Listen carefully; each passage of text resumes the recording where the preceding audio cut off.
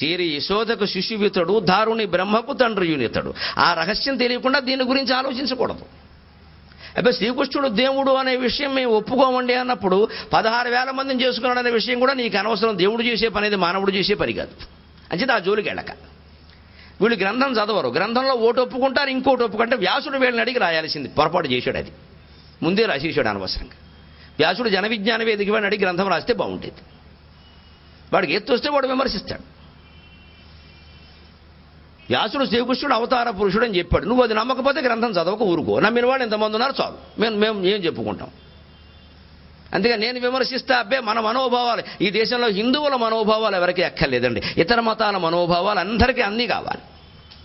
హిందువులు నాశనం అయిపోయినా వాళ్ళ మనోభావాలు ఎవరికి అక్కర్లేదు.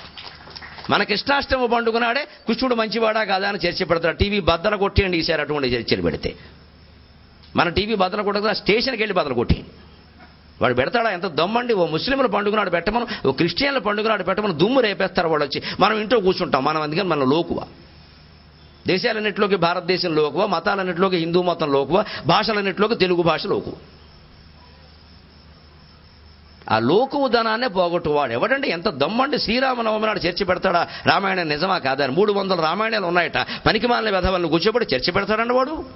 స్టేషన్కి వెళ్ళి బద్దలు కొట్టేయాలి మనుషులు. అలా నేర్చుకుంటే తప్ప హిందూయిజం బతకదు. నన్ను మన్నించండి ఆవేశంతో మాట్లాడుతున్నందుకు. నా జాతి ఆ అధీనంలో ఉంది కాబట్టి నేను మాట్లాడాల్సి వస్తుంది. దీనికి ఏమైనా శిక్ష వేస్తే సిద్ధంగా ఉన్నా, నాకేం అభ్యంతరం లేదు. ఇవాళ ఆ స్థితిలోనే ఉన్నాం. మనం మాట్లాడేవాడు కూడా లేడు ఇక్కడ. ఎవరికి ధైర్యం చాలదండి.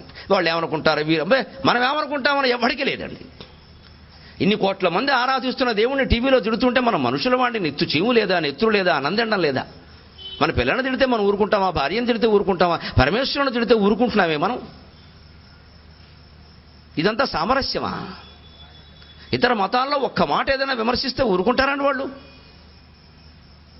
అజ్ఞానం, తెలియదు, గ్రంథం చదవరు. అమిత వికారుడు, ఈశ్వరుడు, అనంతుడు, ఈ 3 లక్షణాలు ఉన్నవాడు కాబట్టి చేసుకున్నాడు. నీకు ఉంటే చేసుకో. పద్యమేళ మొదలుపెట్టాడు. అమిత వికారుడు, ఎక్కడైనా విహారం చేయగలిగిన వాడు కాబట్టి 16,000 మందిరాల్లో. ఆయన 16,000 మందిరాల్లో ఒకే కృష్ణుడు 16,000 రూపాయలు ధరించాడు. నీకు 16,000 రూపాయలు కాదు, 2వ రూపం నువ్వు ధరించగలవా? అసలు ఉన్న రూపాన్ని కాపాడుకోగలవా? ఇంత చేశాడు అంటే ఆయన లీలామానుష వేషధారి. ఆయన దగ్గర ఒక మహిమ ఉంది, నువ్వు అంగీకరించి తీరా. మహిమను అంగీకరించినప్పుడు 16,000 కూడా అవ్వాలి. మహిమ ద్వారా చేసుకున్నాడని భాగవతంలో ఉంది. నువ్వు ఇది నమ్మితే అది నమ్మాలి, లేకపోతే నోరు మూసి కూర్చోవాలి.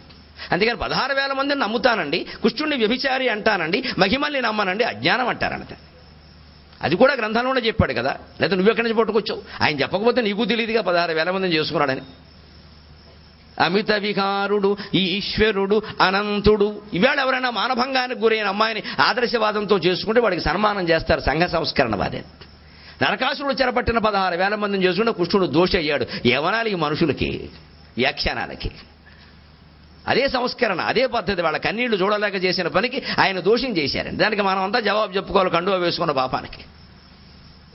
అమిత విహారుడు, అమితమైన విహారం కలిగిన వాడు, ఎక్కడైనా ఉండగలడు, ఏమైనా చేయగలడు. ఈశ్వరుడు, అందరి మీద ఆధిపత్యం కలిగిన వాడు. అనంతుడు, అనంతమైన వ్యాప్తి కలిగిన వాడు. ఒకచోట ఉండేవాడు కాదు చేసుకున్నది.